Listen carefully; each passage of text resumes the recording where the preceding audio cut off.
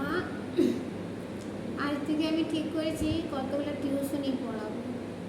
ওই টিউশনিওয়ালা ছিলা গেলা সব আসছে। তো শুনুন, আপনাকে আমি আগেই বলছি, কাউকে বলতে যাবেন না যে আমার বউ 4 বারও মাধ্যমিক পাস করেনি। বলবেন কি বলবেন, ইংলিশে MA PhD first class first বছর।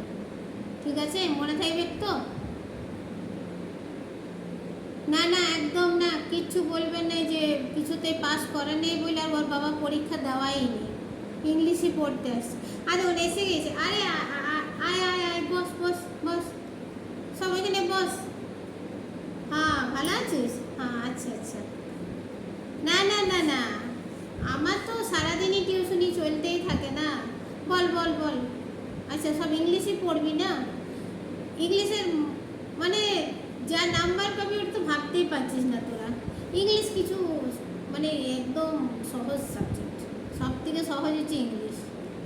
ইংলিশ খালি বলা, ইংলিশ কেমন করে বলতে হবে ওইটাই রাখ মাথায়। ঠিক আছে, ইংলিশে গ্রামার বলে কিচ্ছু নাই।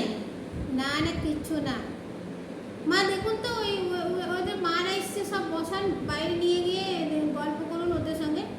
শুন, ইংলিশ আমি তো আমার কাছে যতগুলো পড়লে সব আমেরিকা, UK, রাশিয়া, জাপান সবাই মানে সবাই এস্টাবলিশ, একদম বড় বড়, সব বড় বড়, পুরাও বনে যাবি। আচ্ছা আচ্ছা, কি জিজ্ঞাসা করছিস কিছু? না তো খাতা খুল, খাতা খুল, চল খাতা খুল।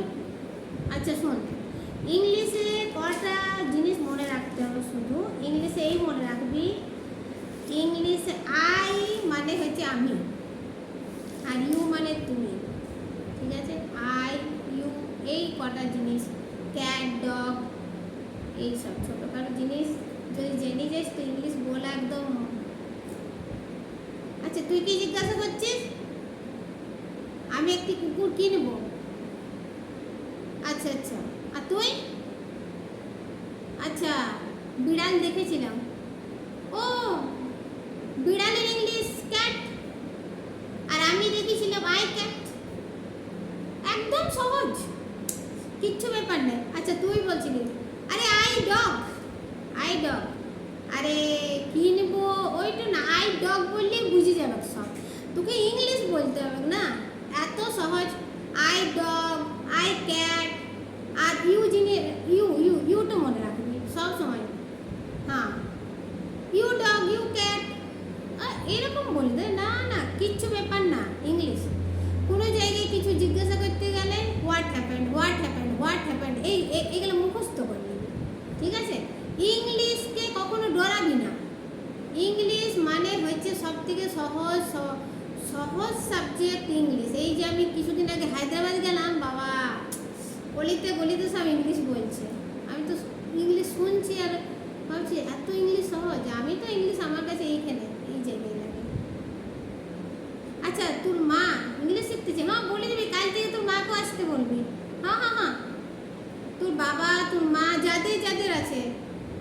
আচ্ছা, মাদের কত? মাদের 200 টাকা লাগবে। সবাই দেখ, সবাই 1000 টাকা 3000 টাকা করে পড়াতে। আমি মাদের নিব 200 টাকা, বাবাদের নিব 300 টাকা। ঠিক আছে, আর তোদের নিব ওই 400 টাকা দিবি। ঠিক আছে, হ্যাঁ, আমি কাজ চালাই নেব। তোদের তো এখন দাঁড় করানোর কাজ। ঠিক আছে, হ্যাঁ, কাউকে কিছু দিতে গেলে গিভ গিভ গিভ গিভ বলে দেবি, বুঝে যাবে। গিভ, কারো কাছে কিছু চাইবি গিভ, কাউকে দিতে গেলেও গিভ। ঠিক আছে, আজকে এই পর্যন্তই। শুনে রে, কিন্তু আমি একটি কথা বলছি, 40 মিনিটের ক্লাস করাবো, তার বেশি করাবো না। তার মধ্যে 5 মিনিট টিফিন খাবি, আর 5 মিনিট বাথরুমে যাবে। 10 মিনিট গেল, 10 মিনিট এসে পরে পুরো শতরঞ্জিগুলোকে পা দিবি সবাই। ঠিক আছে, 10 মিনিট গেল, আর 5 মিনিট খাতা পেন্সিল সব রেডি করবি, আর 5 মিনিট আমি পড়াবো। দেখবি কেমন ইংলিশ শিখে যাবে। আর কিছু কারোর ডাউট আছে? নেই না? চল, আমার এবার পরে ক্লাস আছে। চল, ঠিক আছে, কালকে এগুলো মনে রাখবি। ঠিক আছে, হ্যাঁ চল। স্পোকেন ইংলিশ সব থেকে সহজ, কিচ্ছু বলার নেই, মানে একদম মুখে মুখে স্পোকেন ইংলিশ। দেখ না, দুদিনে তোর মা বাবারা আমার কাছে এসে যাবে। না, আমি বেশি পয়সা টয়সা নিই না, আমার কাছে মেন শেখাবার দায়িত্ব। হ্যাঁ চল, ঠিক আছে, যাক, সব ব্যাগ ওটা।